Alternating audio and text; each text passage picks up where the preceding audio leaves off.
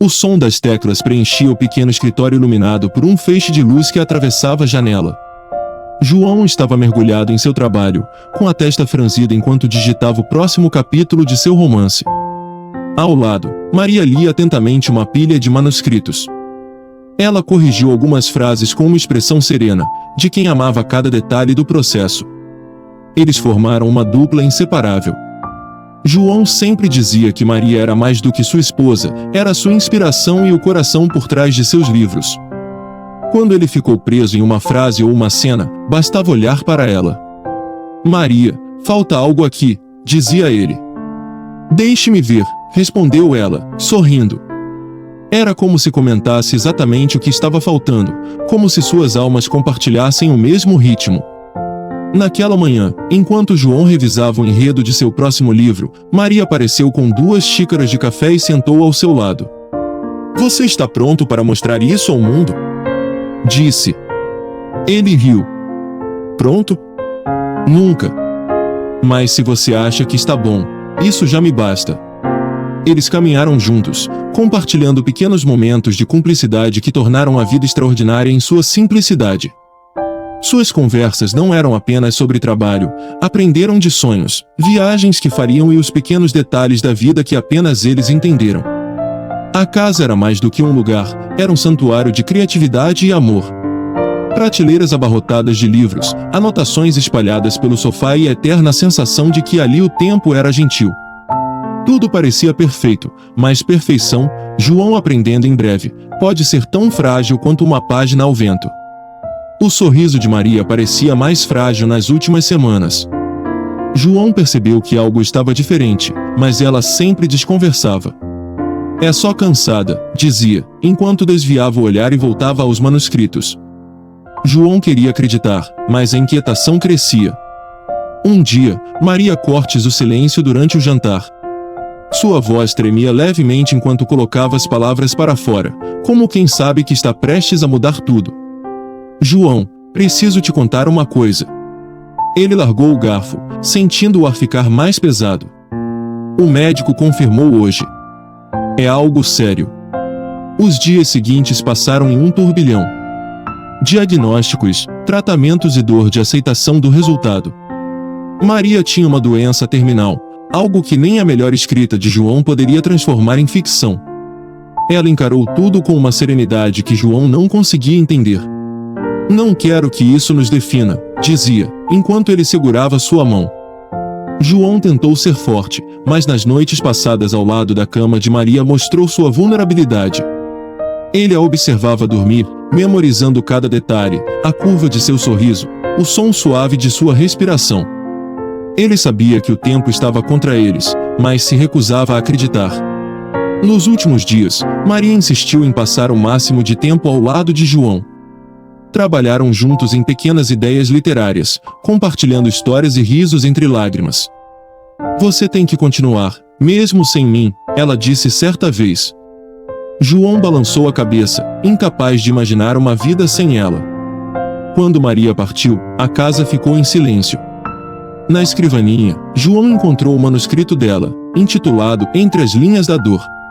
Ele o segurou nas mãos, mas não conseguiu abri-lo. Ainda não. O vazio na casa era quase insuportável. João passando os dias sentado no escritório, olhando para a tela em branco do computador. As palavras que antes fluíam agora deixaram de ser distantes, como se deveriam ter sido enterradas junto com Maria. Os amigos tentaram visitá-lo, mas João relatou abrir a porta. O mundo parecia continuar girando lá fora, enquanto ele ficava preso em um loop de memórias. A cadeira de Maria ao lado da mesa estava vazia, e ele não tinha coragem de se mover. Tudo ficaria necessariamente como ela havia deixado, como se isso pudesse trazê-la de volta. As noites eram as mais difíceis. Ele fechava os olhos e esperava que o sono visse, mas era sempre recebido pelo eco da risada de Maria em sua mente.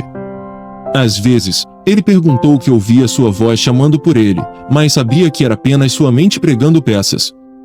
Um manuscrito de Maria continuava sobre a escrivaninha, intocado. João evitou, ao abrir aquelas páginas fosse aceito que ela realmente tinha partido. Ele sabia que precisava seguir em frente, mas não sabia como. O silêncio parecia mais confortável do que qualquer tentativa de enfrentar sua dor. Uma tarde, enquanto o sol entrava tímido pelas janelas empoeiradas, a campainha tocou. Era Miguel, um velho amigo de João, com quem compartilhava anos de conversas sobre literatura e vida. João hesitou antes de abrir a porta, mas Miguel não desistiu. "Você não pode continuar assim, João", disse Miguel, entrando sem esperar convite. Ele olhou ao redor, notando a casa que antes vibrava com a energia de João e Maria, agora mergulhada em sombras. João tentou afastá-lo com desculpas curtas, mas Miguel era persistente. "Se você está sofrendo, mas Maria não gostaria de ver assim." Ele pegou o manuscrito de Maria na escrivaninha e o segurou, como se fosse um artefato sagrado. "Já leu isso?" João desviou o olhar, sentindo uma onda de culpa. "Não consegui." "Não sei se consigo." Miguel o encarou, sério. "Ela escreveu isso para você. Talvez seja a única coisa que pode te ajudar agora." Depois que Miguel saiu, João ficou parado por um longo tempo, olhando o manuscrito. Finalmente, com as mãos trêmulas, abriu a primeira página. Ali, no canto superior, Maria havia escrito uma dedicatória: "Para João, minha eterna inspiração." As palavras de Maria, delicadas e cheias de vida, aliás, sussurram diretamente para João enquanto ele era o manuscrito. Cada frase o transportava para memórias compartilhadas, como se Maria estivesse ao seu lado, narrando a história. Era uma história de amor, algo que ela sempre adorou explorar, mas dessa vez parecia mais pessoal. A narrativa girava em torno de um casal que enfrentava desafios e perdas, mas encontrava beleza nas pequenas coisas da vida. João viu ecos de sua própria história ali, conversas que tivemos, lugares que tivemos visitados, promessas feitas ao luar. Enquanto isso, lágrimas corriam por seu rosto. Houve uma cena em particular, uma troca de cartas entre os protagonistas, que o atingiu como um golpe. Era quase uma mensagem direta de Maria para ele: mesmo quando o tempo nos escapa, o amor permanece. Ele vive nas palavras, nos gestos e nos momentos que compartilhamos. Ele fechou o caderno por um momento, apertando-o contra o peito. A dor ainda era palpável, mas, pela primeira vez, algo além dela começou a surgir. Talvez Maria tivesse deixado aquele manuscrito como um guia, uma âncora para ajudá-lo a reencontrar seu caminho. João passou dias lendo e relendo o manuscrito de Maria. As palavras, antes dolorosas, resultaram a se transformar em algo mais, uma espécie de diálogo entre eles. Aos poucos, ele verá que terminar aquela história poderia ser a maneira de honrar tudo o que ela representava. Sentado à sua mesa, João abriu o caderno novamente, desta vez com um propósito claro. Ele ajustou os óculos, ligou o computador e começou a digitar. As primeiras frases saíram hesitantes, como se ele estivesse aprendendo a escrever de novo, mas, aos poucos, as ideias fluíram. Ele não estava apenas completando o que Maria havia começado, estava trazendo à tona partes de sua própria dor e suas memórias. O manuscrito, agora compartilhado entre os dois, evoluiu para algo único. João inseriu cenas que refletiram os momentos que fizeram vívidos juntos, as tardes preguiçosas no sofá, os debates sobre o final de um livro, as viagens que sonhavam em fazer. Tudo isso foi costurado na narrativa, como se ele e Maria ainda estivessem criando algo juntos. Houve dias em que ele precisava parar, tomado pela emoção, mas João sempre voltava. O ato de escrever não era fácil, mas era transformador. A cada palavra, ele sentiu como se estivesse reconstruindo uma ponte, não para trazer Maria de volta, mas para se lembrar de que ela nunca havia realmente partido. Quando descobriu o primeiro rascunho, João olhou para a tela com um misto de exaustão e orgulho. O título permanece o mesmo, Entre as Linhas da Dor. Pela primeira vez em meses, ele se permitiu um sorriso. Ele sabia que havia mais trabalho a fazer, mas não estava no caminho certo. João revisou o manuscrito por semanas, tratando cada palavra como uma relíquia. Finalizá-lo foi uma experiência tanto libertadora quanto assustadora. Quando finalmente enviou o texto para a editora, suas mãos tremiam. Ele sabia que aquele livro carregava a essência de Maria, mas também tinha pedaços de si mesmo que ele nunca havia compartilhado antes. Dias depois, o editor o chamou. "João, é uma obra-prima", disse ele, visivelmente emocionado. É diferente de tudo que você já escreveu. A editora lançou o livro, e João descobriu que estava se aproximando do momento que mais temia: compartilhar sua dor e sua alma com o mundo. O lançamento foi discreto, como João preferia. Ele não queria holofotes, apenas desejava que as palavras de Maria e o que eles fizeram juntos encontrassem os leitores certos. Ainda assim, ao ver o livro na vitrine da livraria pela primeira vez, seu coração aberto. O título e o nome de Maria estampados ali eram um lembrete poderoso de tudo que construímos juntos. Os primeiros retornos dos leitores chegaram a chegar, e João ficou surpreso com o impacto da obra. Cartas e e-mails descreviam como o livro havia tocado profundamente as pessoas, ajudando-as a lidar com suas perdas. Um leitor escreveu: "Suas palavras me ensinaram a ver beleza até na dor." Em uma tarde chuvosa, João foi convidado para uma leitura pública do livro. Nervoso, ele subiu ao palco e abriu um exemplar. Sua voz tremeu ao ler a dedicatória de Maria, mas ele continuou.